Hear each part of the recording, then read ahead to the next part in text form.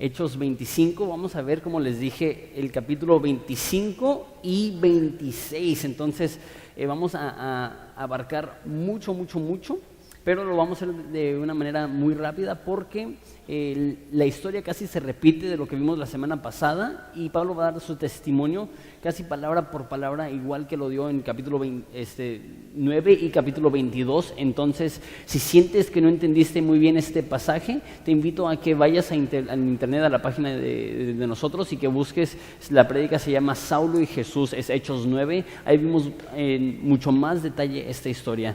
¿Les parece si oramos? Jesús, te damos tantas gracias por la oportunidad que tenemos de venir delante de ti, y tú eres soberano, que significa que tú haces todo lo que quieres, como quieres, cuando quieres, y qué bello que nos trajiste a nuestra hermana Anel a compartir esta historia, que va a ser muy adecuada para el pasaje que vamos a estudiar, porque vamos a ver a una persona que es casi cristiano, y le faltó un poquito de convicción para depositar su fe en ti. Y Padre, no queremos tener aquí casi cristianos, queremos estar totalmente comprometidos a ti. Te amamos, Jesús, y te pedimos esto en el nombre de tu Hijo amado. Amén. No sé si alguna vez has dicho o has escuchado decir a alguien decir la frase medio cristiano. Entonces a lo mejor tienes una tía o un tío que es medio cristiano, y eso significa que viene a la iglesia de vez en cuando, o que viene constantemente, pero que su vida no avala la fe que ella o él profesa, y la forma que nos referimos de ellos es que es medio cristiano, un cristiano light, o esas son las frases que se utilizan. Y la pregunta que yo les quiero hacer es: ¿creen ustedes que existe tal cosa como un cristiano a medias, un cristiano light? Pues la Biblia, cuando habla del cristianismo, habla del nacer de nuevo. Es la imagen que nos da de cuando nos convertimos al cristianismo, nacemos de nuevo.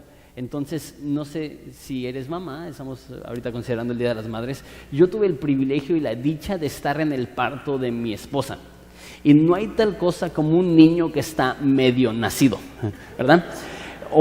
O está nacido o está en el vientre, y a lo mejor tú dices, pues hay una transición, es una transición de segundos, y gracias a Dios, ¿cuántas mamás dicen gracias a Dios que no tarda mucho la transición del parto, de nacer?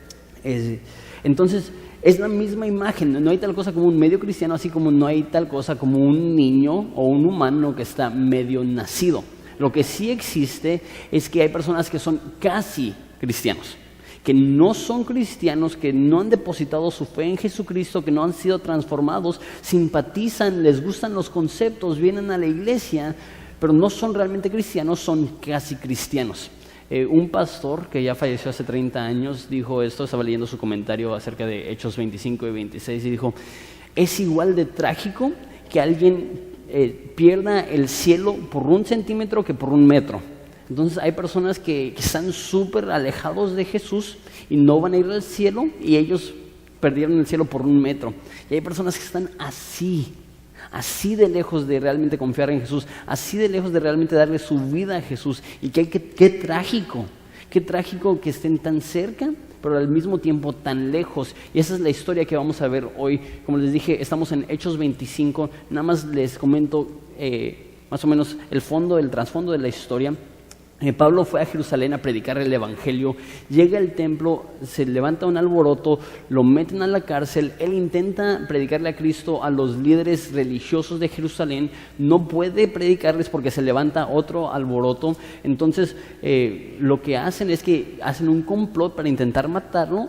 Se enteran de ese complot y lo mandan a Cesarea para protegerlo ahí. Cesarea es donde viven los gobernantes de esa zona. Entonces, ya estando ahí en Cesarea, hay un hombre corrupto que se llama Félix. Este hombre Félix, aunque no encontró ningún crimen y ningún delito en la vida de Pablo, lo dejó encarcelado por 2 años. Y la Biblia nos dice que el único motivo que lo dejó encarcelado, bueno, 2 motivos: uno, para quedar bien con los judíos, y el otro motivo es porque quería una mordida, quería un soborno, quería que Pablo llegara con dinero para que él pudiera comprar su libertad. Y vemos que Pablo prefirió sufrir 2 años injustamente que sobornar a una autoridad. Ahora, en México se nos presentan muchas oportunidades para sobornar, para dar mordidas, para participar en la corrupción, y como cristianos deberíamos estar dispuestos a sufrir antes de participar en aquella corrupción. Y a lo mejor tú dices, ¿y qué si no es merecido? Bueno, si tú estás excediendo el límite de velocidad y te están cobrando, ahí tienes que pagar por lo que hiciste. Un cristiano no debe de sobornar, pero a lo mejor tú dices, yo no estaba haciendo nada malo y ahora me están inculpando, ¿puedo sobornar en ese aspecto? No lo hizo Pablo. Pablo estaba detenido en contra de la ley, no había cometido ningún delito y él no sobornó a Félix. Y eso nos demuestra que como cristianos una de las formas que demostramos nuestro cristianismo es que estamos indispuestos a participar en la corrupción que puede existir alrededor nuestro. Félix es el gobernador por un tiempo y después llega su sucesor que se llama Festo. Y ahí reanudamos la historia, versículo 1, dice, llegado pues Festo a la provincia, subió de Cesarea a Jerusalén 3 días después. Festo acaba de reemplazar a Félix como el gobernador de esa zona. Una vez más, los capitanes, los generales, los gobernantes vivían en Cesarea y viajaban a Jerusalén siendo la ciudad principal, y ahí trataban sus negocios y sus cuestiones legales. Entonces, 3 días después de que él asume su responsabilidad como gobernador de esa zona, viene a Jerusalén, versículo 2, y los principales sacerdotes y los más influyentes de los judíos se presentaron ante él contra Pablo y le rogaron, pidiendo contra él como gracia que le hiciese traer a Jerusalén, preparando ellos una celada para matarle en el camino, muy parecido a lo que vimos hace unos capítulos en el complot en el cual querían matar a Pablo. Pero Festo respondió que Pablo estaba custodiado en Cesarea, a donde él mismo partiría en breve. Los que de vosotros puedan, dijo, desciendan conmigo, y si hay algún crimen en este hombre, acúsenle. Entonces este hombre Festo llega a Jerusalén y los acusadores todavía quieren matar a Pablo. Tienen 2 años que estuvo el complot original y todavía no han abandonado esa idea de asesinarlo. No sabemos si a Festo se le dijo que ya había un complot en el pasado y por eso no accedió a traer a Pablo a Jerusalén, o si el Espíritu Santo solamente maniobró de esa forma que Festo decidió no traer a Pablo a Jerusalén. Entonces lo que deciden hacer es que los principales y los sacerdotes van a Cesarea. Dice versículo 6, y deteniéndose entre ellos no más de 8 o 10 días, viniendo a Cesarea, al día siguiente se sentó en el tribunal y mandó a que fuese traído Pablo. Y cuando éste llegó, lo rodearon los judíos que habían venido de Jerusalén, presentando contra él muchas graves acusaciones, las cuales no podían probar. Alegando Pablo en su defensa, dijo, ni contra la ley de los judíos, ni contra el templo, ni contra César he pecado. Pero Festo, queriendo congraciarse con los judíos, respondió a Pablo, ¿quieres subir a Jerusalén y allá ser juzgado de estas cosas delante de mí? Entonces vienen a Cesarea y Festo se sienta en su trono, en su asiento de juicio, y empieza a escuchar a Pablo y las acusaciones en contra de Pablo. Y Pablo dice, ninguna de estas acusaciones son legítimas, no he pecado en contra de los judíos ni en contra de los romanos. Y Festo, para querer congraciarse, dice, con los judíos, dice, podemos ir a Jerusalén a tener un juicio ahí si quieres. Y esa es la respuesta de Pablo. Pablo dijo, versículo 10, ante el tribunal de César estoy donde debo ser juzgado. A los judíos no le he hecho ningún agravio, como tú bien sabes, porque si algún agravio o cosa alguna digna de muerte he hecho, no rehúso morir. Pero si nada hay de las cosas que estos me acusan, nadie puede entregarme a ellos. A César apelo. Entonces Festo, habiendo hablado con el consejo, respondió, a César has apelado, a César irás. Eso es César, eso es el líder sobre todo el imperio romano, el hombre más poderoso en la historia de la humanidad hasta ahorita, con el imperio más grande, más fuerte. Dios ya había venido a Pablo, Jesús había venido en visión y le dijo, vas a ir a Roma a predicarle a los romanos. Y él dice, yo quiero ir a hablar con César. Esa es, como les digo, la persona con la mayor autoridad en la historia de la humanidad hasta ese momento. y tienes que ver la imagen, tienes que verlo como una película, que él está sentado ante ese tribunal y es muy, pero muy dramático, y él va a ir ante el César. Versículo 13. Pasados algunos días, el rey Agripa y Berenice vinieron a Cesarea para saludar a Festo. Unos cuantos datos históricos acerca de Agripa y de Berenice. Ellos son muy documentados en el ámbito secular, históricamente, porque el rey Agripa era el rey cuando hubo guerra entre los judíos y Roma, más o menos 66 años después de Cristo, y obviamente cuando hay una guerra se documenta muy bien todos los sucesos, y él fue un rey que fue muy leal a Roma. Él no era un hombre judío, él era un hombre romano, y también conocemos mucho de él por su papá, su abuelo y su bisabuelo. Su bisabuelo es Herodes, el que intentó matar a Jesús. Su abuelo es Herodes, el que mató a Juan el Bautista. Su papá es Herodes, que mató a Jacobo y que murió comido por gusanos. Entonces tiene un legado familiar impresionante esta persona, porque, bueno, más bien al contrario, tiene una familia terrible, que uno intentó matar a Jesús, uno mató a un profeta y uno mató al pastor de la iglesia en Jerusalén. Entonces, eso es lo que sabemos acerca de Agripa. Y Berenice era su hermana. A lo mejor la forma que viene presentado pensaríamos que es su esposa, y Berenice era una mujer enferma, no porque era hermana de Agripa, sí. Le echo muchas ganas para esos sermones, para que una sonrisita, Agripa, mínimo. No, sí entiendo, está bien chafa el chiste, pero cuando vemos tanto tenemos que aligerar un poco el ambiente. Ok, entonces ella es hermana de Agripa y era una mujer enferma, no porque era hermana de Agripa, pero era una mujer muy ostentosa, muy sensual, muy sexual, muy controversial, y la controversia mayor es que ella viajaba con su hermano Agripa y dormía con él en la misma habitación. Y obviamente, porque ya eran dos adultos, empezó el rumor que ellos estaban en una relación incestuosa, una relación romántica entre hermanos, y esa era la cultura romana, era una cultura increíblemente inmoral. Entonces, para aclarar los rumores, el rey Agripa le pide a su hermana que se case con un príncipe, y ella se casa con el príncipe e inmediatamente le empieza a ser infiel al príncipe con otro hombre, y el príncipe se separa de ella, se divorcia, y ella regresa a viajar con Agripa alrededor del reino. Todo esto para decir que no es una mujer ejemplar, no es la mujer más recta del mundo. Lo más probable es que sí tenía una relación romántica con su mismo hermano. Entonces, eso es necesario saber para entender por qué habla Pablo de la forma que habla. Versículo 14. Y estuvieron ahí muchos días. Festo expuso al rey la causa de Pablo, diciendo: un hombre ha sido dejado preso por Félix, respecto al cual, cuando fui a Jerusalén, se me presentaron los principales sacerdotes y los ancianos de los judíos pidiendo condenación contra él. A esto respondí que no es costumbre de los romanos entregar a alguno a la muerte antes de que el acusado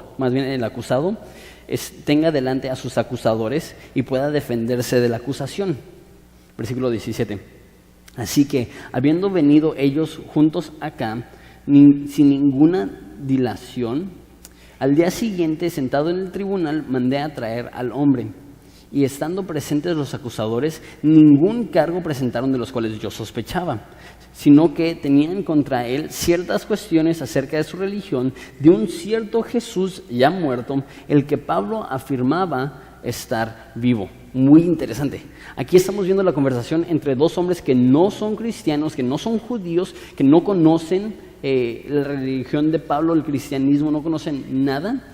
Y está diciendo Festo: no entiendo por qué están tan enojados los judíos. La única cosa que ha dicho Pablo es que hay un tal Jesús que ellos dicen estar muerto y Pablo dice que está vivo. Qué interesante la importancia de la resurrección, que aún personas que no eran cristianos reconocían que el eje, el punto central del cristianismo es este concepto. ¿Está Jesús realmente vivo o Jesús está muerto? ¿Por qué? Porque si Jesús está muerto, Él es simplemente un líder más de miles de religiones. Y tú y yo bien sabemos que la religión en sí no es buena. ¿Cuántas guerras han sido producidas por la religión? ¿Cuánta malicia, hipocresía, rebelión, autoridad impuesta se ha visto a través de las religiones? Y si Cristo está muerto, nada más vino a empezar una religión más entre miles. Pero si Cristo resucitó para nunca morir otra vez, eso demuestra que Él es diferente que todas las otras religiones. Que Él no vino a empezar una religión nueva, sino a abolir todas las otras religiones, a exterminar todas las otras religiones y reemplazarlas consigo mismo. Entonces, eso es la importancia de la resurrección. Si existe una resurrección, Jesús es el único que presenta este tipo de relación con Dios. Él mismo dijo: yo soy el camino, la verdad y la vida. Nadie llega al Padre si no es por mí. Y Festo dice: es muy raro. Se están peleando porque hay un tal Jesús. Ellos dicen que está muerto, Él dice que está vivo. No entiendo por qué se están peleando por estas cuestiones. Como les digo, Festo tenía muy poco de gobernador en esa área y no entendía la religión judía. Me quedé en versículo 18, gracias. 20 más bien. Yo, dudando en cuestión semejante, le pregunté si quería ir a Jerusalén y allá ser juzgado de estas cosas. Mas como Pablo apeló para que se le reservase para el conocimiento de Augusto, mandé a que le custodiasen hasta que yo lo enviara a César. Entonces Agripa dijo a Festo: yo también quisiera oír a este hombre. Y le dijo: mañana lo oirás. Entonces lo están tratando como un espectáculo. Al otro día, viniendo Agripa y Berenice con mucha pompa, eso no está hablando de su cuerpo o de su figura, otro chiste malo, ¿no? ¿Cuál estaba peor, el de Agripa o el de la pompa? No sé. Vino con mucha pompa, no es que es descarado Lucas al escribir esto, dijo: wow, Berenice. ¿Puedo decir eso en la iglesia? No sé. Entonces llega con mucha pompa y esta pompa es con mucho lujo. Y esa era la fama que tenía esta mujer. Yo me la imagino, no sé, con unas pestañas postizas así. No sé, como tanto maquillaje que parecía que perdió una guerra de paintball. Y no sé, me la imagino como tipo el Baster gordillo, así como que esa es la imagen que tengo más o menos de Berenice. Entonces entran los dos y tienes que imaginarlo, hay un preso y llegan los reyes, llegan los gobernadores, llegan todas las personas de influencia e importancia. Mira lo que dice. Me quedé versículo 23, ¿no? Llegaron con mucha pompa y entrando en la audiencia con los tribunos, con los principales hombres de la ciudad, entonces están todas las personas más importantes. Ellos están vestidos en sus vestidos, vaya la redundancia, reales. Entonces Festo, más bien, me quedé en versículo 23, y por mandato de Festo fue traído Pablo. Ahora sí, versículo 24. Entonces Festo dijo: Rey Agripa, y todos los varones que estáis aquí juntos con nosotros, aquí tenéis a este hombre respecto del cual toda la multitud de los judíos me ha demandado en Jerusalén. He aquí dando voces que no debe vivir más. Pero yo, hallando que ninguna cosa digna de muerte ha hecho, y como él mismo apeló a Augusto, he determinado enviarle a él, a César. Como no tengo cosa cierta que escribir a mi señor, a César, le he traído ante vosotros, mayormente a ti, oh rey Agripa, para que después de examinarle tenga yo que escribir, porque me parece fuera de razón enviar a un preso y no informar de los cargos que haya en su contra. Entonces dice ahí, rey Agripa. Entonces tú dices, pero yo pensé que Festo era el rey. La forma que funcionaba es que había un César, y el César tenía también como título rey de reyes. Él era visto casi como un dios, era visto casi como un hombre divino. Y míralo de esta forma, sería como si hubiera muchos países y hay un rey sobre todos los países, es el César, y cada país tiene su propio rey. Este hubiera sido Agripa, el rey de esa zona, y dentro de los países hay como estados que tienen gobernadores. Ese hubiera sido Festo. Entonces el rey de Festo es Agripa, el líder de Festo es Agripa. Entonces viene y Festo dice, lo vamos a mandar con César, pero no hay ninguna acusación. Lo vamos a mandar a que César haga un juicio y le van a decir, ¿Cuáles son las acusaciones? No tiene. ¿Por qué está preso? Pues no sé. Entonces lo que está haciendo Festo está diciendo, ayúdenme a encontrar un motivo en él para llevarlo delante de César. Capítulo 26, versículo 1. Entonces Agripa dijo a Pablo, ¿se te permite hablar por ti mismo? Pablo entonces, extendiendo la mano, comenzó así su defensa. Me tengo por dichoso, oh rey Agripa, que haya de defenderme hoy delante de ti de todas las cosas que soy acusado por los judíos, mayormente porque tú conoces las costumbres y las cuestiones que hay entre los judíos, por lo cual ruego que me oigas con paciencia. Este rey tenía mucha experiencia trabajando con los judíos. Entonces Pablo dice, Festo tiene unos cuantos meses a lo mejor trabajando con los judíos. Él no conoce cómo son. Yo creo, no sé, pero yo creo que está diciendo, estoy feliz, oh rey Agripa, porque tú sabes lo panchero que son los judíos. Tú sabes lo exagerado que son los judíos. No estoy hablando de los judíos en general hoy en día, estoy hablando de los judíos que mataron a Jesús, porque hace unos meses estaba hablando de los judíos que mataron a Jesús y llegó una judía y me dijo, Jonathan, no todos los judíos somos así. Ok, no me lastimes. No me crucifiques. No. Pero sí, los judíos en ese entonces eran extremadamente exagerados y por esta cuestión ya lo querían matar, ya estaban viendo la forma de destruirlo. Y Pablo dice, estoy feliz porque tú bien conoces cómo son los judíos, tú bien sabes cómo son con su religión. El versículo 4 empieza a dar su testimonio una vez más. Eso es una repetición de lo que vimos en capítulo 22 y en capítulo 9. Dice, versículo 4, mi vida pues desde mi juventud, la cual desde el principio pasé en mi nación en Jerusalén, la conocen todos los judíos, los cuales también saben que yo desde el principio, si quieren testificarlo, conforme a la más rigurosa secta de nuestra religión, viví fariseo. Entonces está diciendo, lo mismo que creen ellos, yo lo creía, es más, yo era más estricto que ellos. Y ahora, por la esperanza de la promesa que hizo Dios a nuestros padres, soy llamado ahora a juicio. Es lo que está diciendo. Dios prometió desde el Antiguo Testamento, a través de la ley, a través de los profetas, que iba a venir un Mesías. Todos los judíos creen esto. Aún los judíos hoy en día creen que Dios va a enviar a un Mesías. Fue prometido de antemano. Promesa cuyo cumplimiento esperan que han de alcanzar nuestras 12 tribus, sirviendo constantemente a Dios de día y de noche. Por esa esperanza, oh rey Agripa, soy acusado por los judíos. ¿Qué? ¿Se juzga entre vosotros cosa increíble que Dios resucite a los muertos? ¿Qué es lo que está diciendo aquí Pablo? Está diciendo, desde antemano fueron profetizadas tantas cosas del Mesías. Y de hecho, depende del comentarista que leas, hay mínimo 300 profecías que Jesús cumplió en su estancia aquí, en sus 33 años que vivió en la tierra hace 2000 años, a lo mejor hasta 400 profecías, desde quién iban a ser sus papás, desde dónde iban a ser, desde cómo iban a ser, desde dónde se iba a crear, desde cómo iba a entrar a Jerusalén, desde cómo iba a morir. No sé si ustedes saben que en los Salmos dice David, 1000 años antes de que fue crucificado Jesús, 600 años antes de que existía la crucifixión, que él iba a ser traspasado en sus manos y pies, que iba a ser traspasado en su costado. 1000 años antes de que haya existido Jesús, ya estaban las profecías.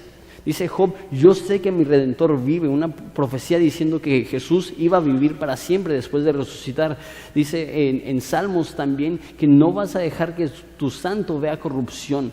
¿Qué significa eso? Que cuando Jesús murió, su cuerpo no se descompuso, que Él resucitó al tercer día. Todas estas profecías apuntaban a la vida de Jesús. Y Pablo dice, ¿crees tú que es increíble, que es loco, que es insensato que Dios resucite a un muerto? Está diciendo, si todas estas profecías ya fueron cumplidas, si Jesús realmente es Dios, entonces no es la gran cosa que se levanten de los muertos, es Dios. Él puede hacer lo que a Él le pegue la gana. Porque ahí les va. Agripa, como les digo, conocía muy bien la historia de Israel conocía muy bien la ley, conocía muy bien los profetas. ¿Por qué? Porque él se encargaba de esas cuestiones religiosas, él era el rey de esa zona. Él conocía muy bien la historia de los judíos, él entendía muy bien aún la historia de Jesús. Entonces, cuando Pablo le está diciendo todas estas cosas de Jesús, él le está diciendo, sí, ahora que lo piensas, sí, Jesús realmente cumple con esa profecía, y tan específico como resucitar de entre los muertos. Eso es lo que le dice Pablo. ¿Crees que es increíble que Dios resucite entre los muertos?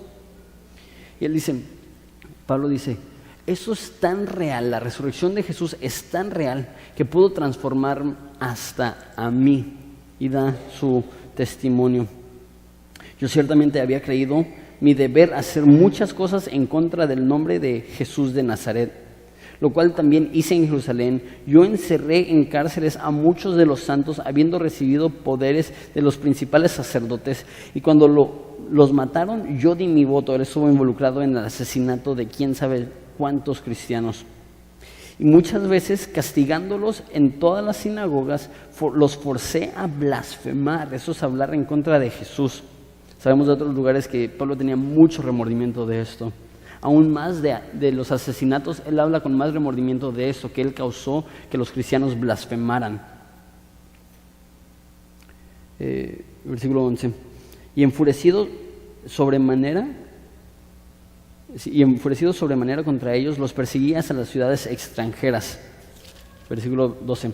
Ocupado en esto, iba yo a Damasco con poderes y en comisión de los sumos sacerdotes, y cuando a mediodía, oh rey, yendo por el camino, vi una luz del cielo que sobrepasaba el resplandor del sol, la cual me rodeó a mí y a los que iban conmigo. Y habiendo caído todos nosotros a tierra, oí una voz que me hablaba y decía en lengua hebrea: Saulo, Saulo, ¿por qué me persigues? Dura cosa te es dar cosas en contra del aguijón. Eso lo expliqué a detalle en Hechos 9. Una vez más pueden escuchar la prédica. Por eso, pero levántate y ponte sobre tus pies, porque para esto he aparecido a ti, para ponerte por ministro y testigo de las cosas que has visto y de aquellas que me apareceré a ti. Entonces Pablo estaba listo para matar a cristianos, para encarcelar a cristianos. Él iba rumbo a Damasco. Jesús se le presentó a él. Entonces está diciendo, Jesús está vivo. ¿Cómo sé? Lo vi vivo. Él se me presentó en una visión, se me ha presentado varias veces en esa visión. Como digo, esa historia la he contado ya, esa es la tercera vez. Sin embargo, versículos 17 y 18 no las cuenta en capítulo 9 y no las cuenta en capítulo 22. Son exclusivas para este recuento de la historia. Entonces quiero enfocarme un poco en esto.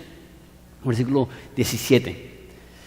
Jesús le dice a Pablo que Él va a librarlo de tu pueblo y de los gentiles, a quienes ahora te envío, para que abra sus ojos y para que se conviertan de las tinieblas a la luz, de la potestad de Satanás a Dios, para que reciban por la fe que es en mí perdón de pecados y herencia entre los santificados. Entonces le dice, librándote de tu pueblo y de los gentiles. Ahora, muchas personas piensan que eso significa que Pablo no iba a sufrir ante los judíos y ante los gentiles, que Dios lo iba a librar, pero sabemos que esa no es una realidad. Sabemos que él fue golpeado, que él fue encarcelado, que él fue amenazado, que él fue juzgado injustamente. Entonces no los libró de esa forma. ¿De qué forma libró Jesús a Saulo de los judíos y de los gentiles? Ahí les va. Yo creo que todo ser humano, antes de conocer a Cristo, es de una forma u otra esclavo a los demás. Déjame explico. Cada persona existe para la aprobación de alguna otra persona. Véase maestro, véase papá, véase esposo, véase novio, véase amigos. Vivimos y hacemos las cosas de tal manera que nos acepten, y eso se nota más en la adolescencia. ¿Por qué los chavos se visten de una manera tan a veces rara? ¿Por qué? Porque quieren ser aceptados por sus amigos. ¿Por qué entras a una preparatoria y ves un chorro de grupitos? ¿Por qué? Porque están buscando la aceptación de ellos. Eso se ve muy claramente en la adolescencia, pero también se manifiesta cuando somos adultos. ¿Por qué es tan devastador cuando alguien pierde su trabajo? A veces sí es por cuestión económica, pero a veces, aunque tengan una buena economía, su identidad está siendo retada. Todos nosotros, de cierta manera, vivimos para la aprobación de los demás. Pero ¿sabes qué es lo que dice la Biblia en Efesios? Que Dios nos ha hecho aceptos en el amado. No necesitamos vivir de tal forma de ganarnos la aprobación de Dios. En Cristo, Dios ya nos dio el sello de aprobación. Ya no tenemos que ganarnos nada, ya lo hemos recibido todo. Yo creo que eso es lo que está diciendo Dios de Pablo. Ya eres libre de tener que impresionar a los judíos, eres libre de tener que impresionar a los gentiles. Tú no tienes que vivir para la aprobación del hombre. La Biblia dice que el temor del hombre es una trampa. Cuando tú vives para impresionar a los demás, tarde o temprano vas a quedar devastado. Y después le da 5 aspectos de lo que es el cristianismo en el versículo 18.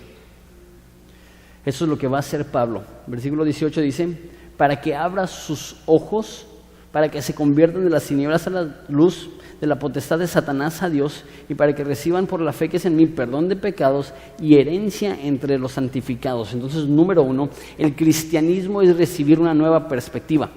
La Biblia dice que el Dios de este mundo, Satanás, nos ha cegado y somos espiritualmente ciegos y no podemos discernir lo que Dios quiere para cada uno de nosotros.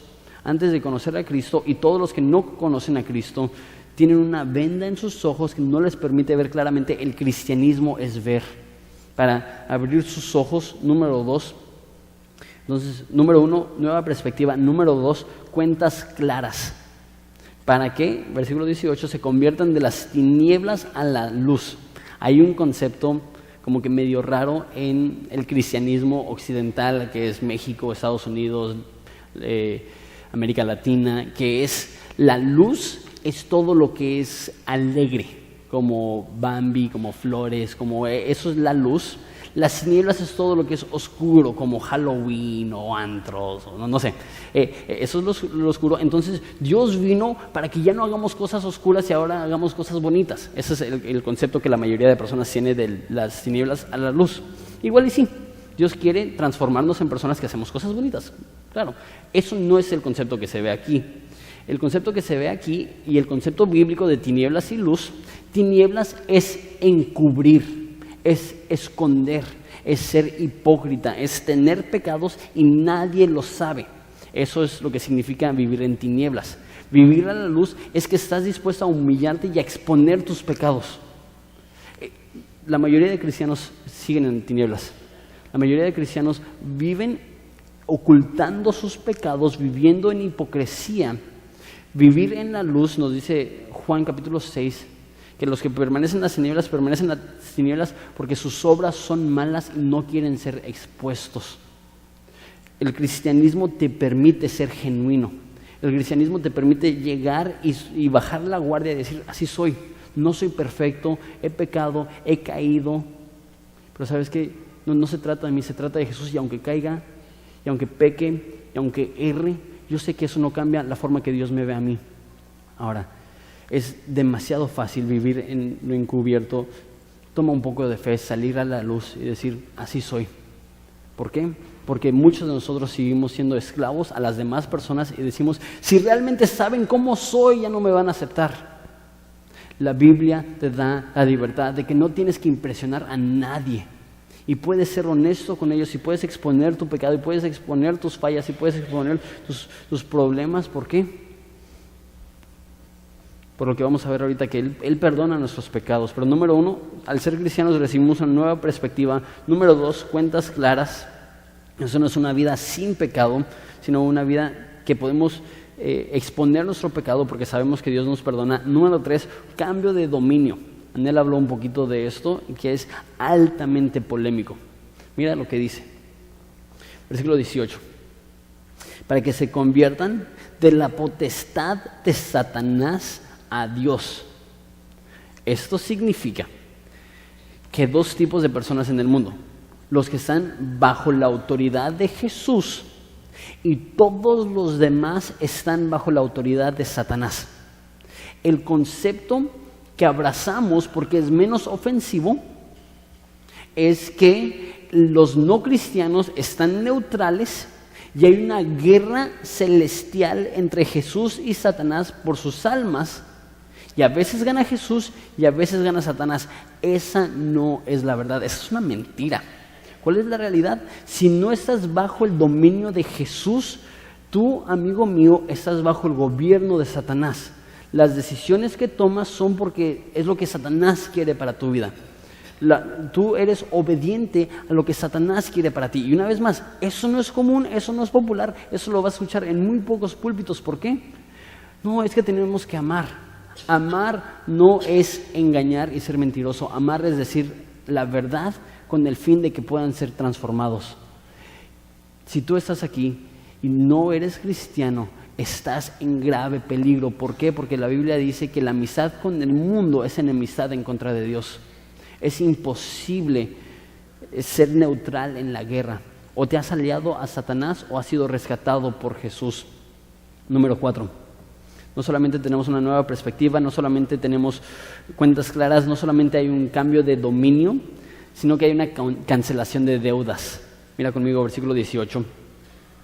Dice, para que reciban por la fe, que es en mí, perdón de pecados. Eso es increíble. Eso significa que, como dije, nuestras deudas han sido pagadas, nuestros errores han sido olvidados. La Biblia dice en Jeremías que Él no recordará más nuestras ofensas. Dice en Salmos que tan lejos es el oriente del occidente, así de lejos Dios ha removido nuestras transgresiones de nosotros. Nosotros erramos, nosotros pecamos, nosotros fallamos, nosotros caemos. ¿Qué es lo que hace Dios? Dios te ve y te dice, te perdono, limpio esa falla, olvido esa deuda, restauro esa relación. Amigo cristiano, si realmente has nacido de nuevo, Dios ya no ve tu pecado. Dios ya borró tu pecado. Dios te ve absolutamente santo, perfecto, puro, sin mancha. Dios no ve tus errores. Dios ya te ve como la obra perfecta. Dios no ve tus pecados. Dios ya te ve totalmente limpio, perdonado y santo. Y tienes que creer esto. Por eso dice que a través de la fe. Eso es algo que no se ve, porque tú ves tu vida y ¿qué es lo que ves? Soy un asco. Cometo errores, he caído, he fracasado. Eso es lo que tus ojos ven, pero la Biblia dice que andamos por fe y no por vista. La vista dice, soy un fracaso, soy un horrible, soy un pecador. La fe dice, Dios me perdona, Dios me limpia, Dios borra esa deuda, Dios cancela esa acción, Dios me da nueva vida. Eso es la cuarta cosa. Y la quinta cosa es una recompensa venidera. Por la fe que es en mí, perdón de pecados y herencia entre los santificados. ¿Qué significa esto? Al venir a Jesús tenemos la promesa que un día estaremos delante de su trono. Y se me hace interesante que Pablo ahorita está delante del trono de Agripa y de Festo. Y casi, así como yo estoy delante de su trono, así un día ustedes estarán delante del trono de Dios. Y los no cristianos serán juzgados a la muerte. Y los cristianos no va a ser juzgado entre vida y muerte. ¿Por qué? Porque eso ya se decidió en la cruz. Pero ¿qué es lo que sí vamos a tener? Vamos a tener un juicio para determinar la recompensa que recibiremos. Dice 1 Corintios que algunos de nosotros vamos a tener mucha madera, muchas acciones falsas, que cuando lleguemos ante el trono de Dios se va a quemar, se va a consumir, pero muchos de nosotros vamos a haber invertido acciones en el reino de Dios que cuando lleguemos al cielo no serán consumidas y será nuestra recompensa eterna. Entonces esas son 5 cosas que Jesús le dice a Pablo acerca del cristianismo. Continuamos. Versículo 19. Por lo cual, oh rey Agripa, no fui rebelde a la visión celestial, sino que anuncié primeramente a los que están en Damasco y en Jerusalén y por toda la tierra de Judea y a los gentiles que se arrepintiesen y se convirtiesen a Dios haciendo obras dignas de arrepentimiento. Nota el orden, que se conviertan y hagan obras dignas de arrepentimiento. Ese es el orden. No es haces algo y Dios te perdona, es Dios te perdona y por eso puedes vivir una vida diferente. Por causa de esto, los judíos prendiéndome en el templo intentaron matarme. Pero habiendo obtenido auxilio de Dios, persevero hasta el día de hoy, dando testimonio a pequeños y a grandes no diciendo nada fuera de las cosas que los profetas y Moisés dijeron que iba a suceder, y el Cristo había de padecer y ser el primero de la resurrección de los muertos para anunciar la luz al pueblo y a los gentiles. Una vez más está diciendo, los profetas lo dijeron, Jesús lo cumplió, Él vivió la vida que profetizaron los profetas, Él murió la muerte que profetizaron los profetas y Él resucitó como los profetas habían predicho. Versículo 24. Diciendo Pablo estas cosas en su defensa, Festo a gran voz dijo, estás loco, Pablo. Las muchas letras te vuelven loco. Lo que está diciendo, has estudiado tanto que ya has perdido la noción de la realidad. Ya estás totalmente ido. Y ya lo que estás diciendo no es coherente. Y de hecho la Biblia dice que el mensaje de la cruz es locura a los que se pierden.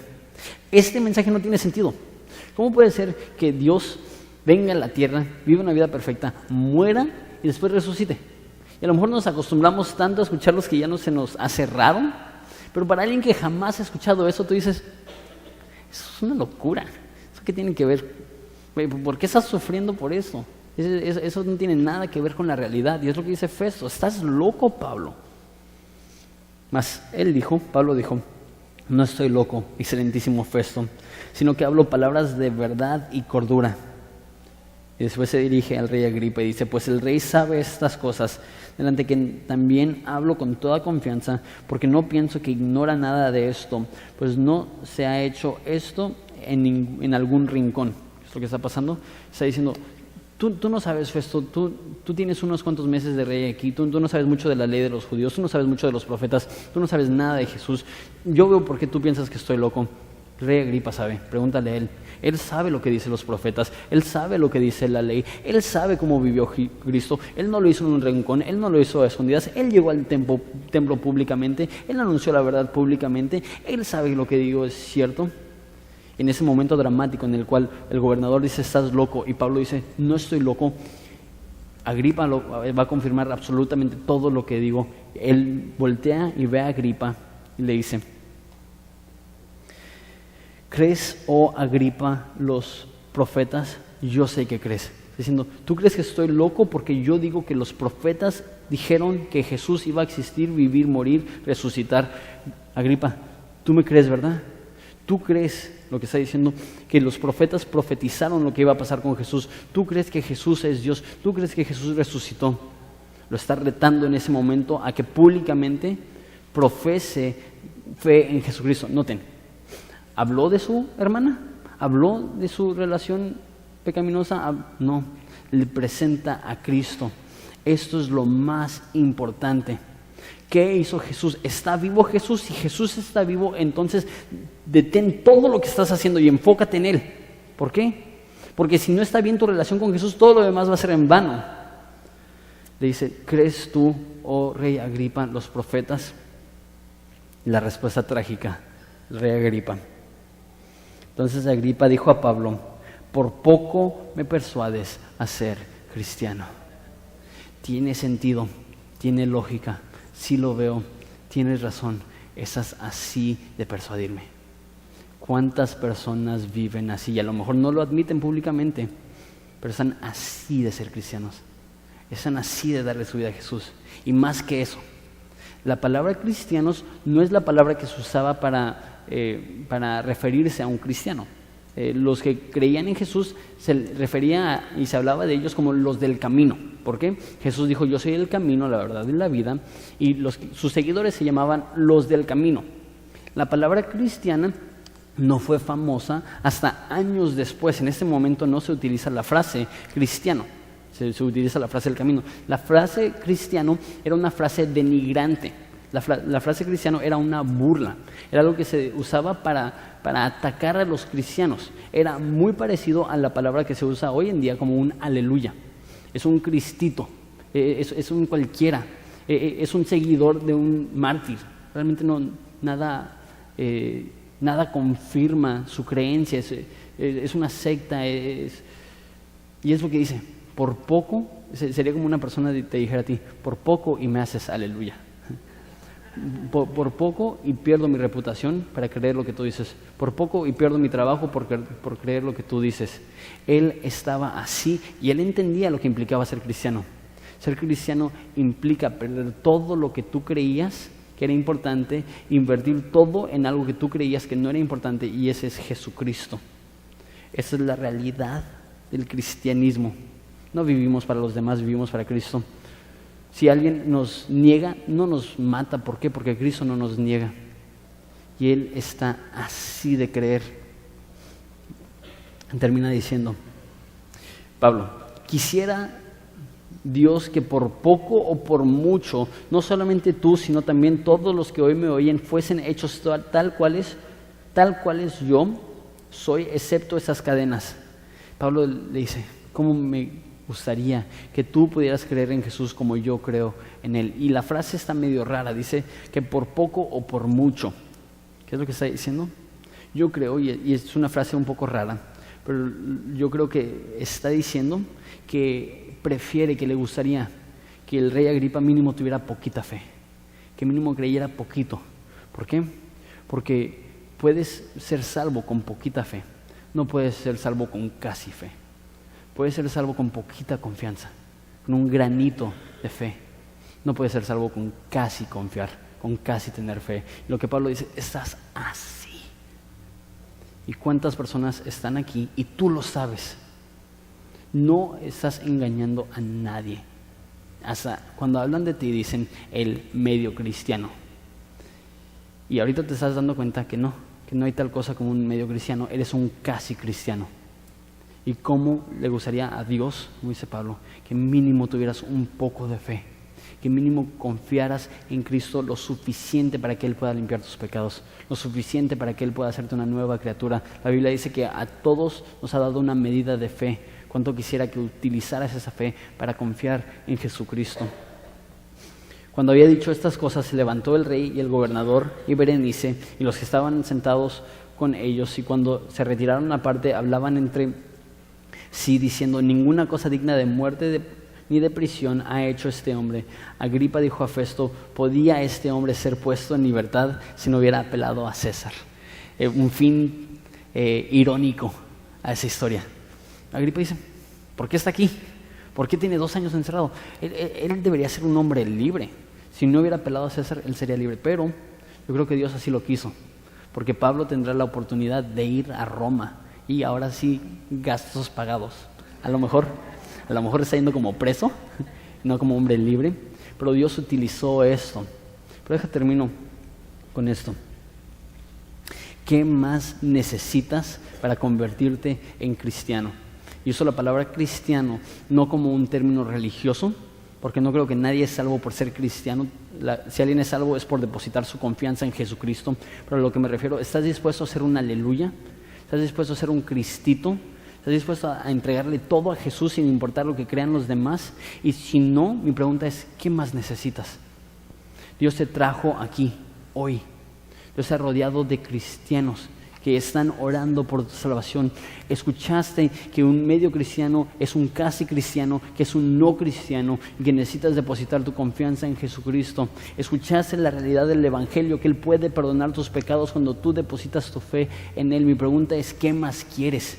Si Cristo vivió, murió y resucitó, ¿qué más necesitas? Mi petición es que ya no juegues, que ya no tengas una religión externa, sino una realidad verdadera, interna, y que tú deposites tu confianza en Jesús, y que tú andes por fe y no por vista, y tú digas: Jesús, no importa lo que digan de mí, no importa la percepción que tenga la gente de mí, yo necesito que tú me cambies, yo necesito que tú me des una nueva vida. Estoy harto de estar bajo el imperio de Satanás, estoy harto de hacer lo que yo quiero.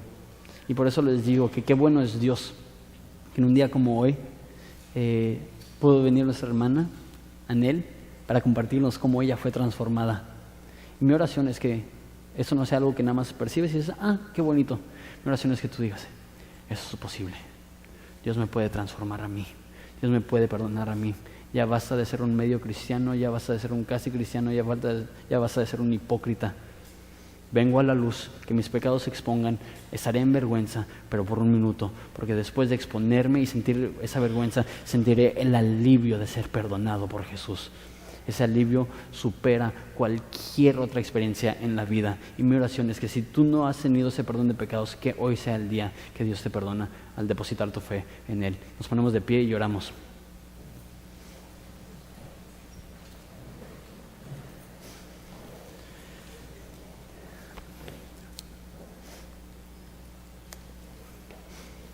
Hoy tenemos Santa Cena. Lo vamos a hacer un poquito diferente por cuestiones de tiempo. Voy a orar, se va a recoger la ofrenda, despuesito de la ofrenda se van a pasar los elementos de la Santa Cena y simplemente voy a orar y vamos a participar juntos. Entonces vamos a orar para terminar este estudio y vamos a orar para pedir por las ofrendas. Jesús, te damos gracias por proveer cada una de nuestras necesidades, primordialmente, principalmente, la necesidad más grande del ser humano, que eso es ver la luz.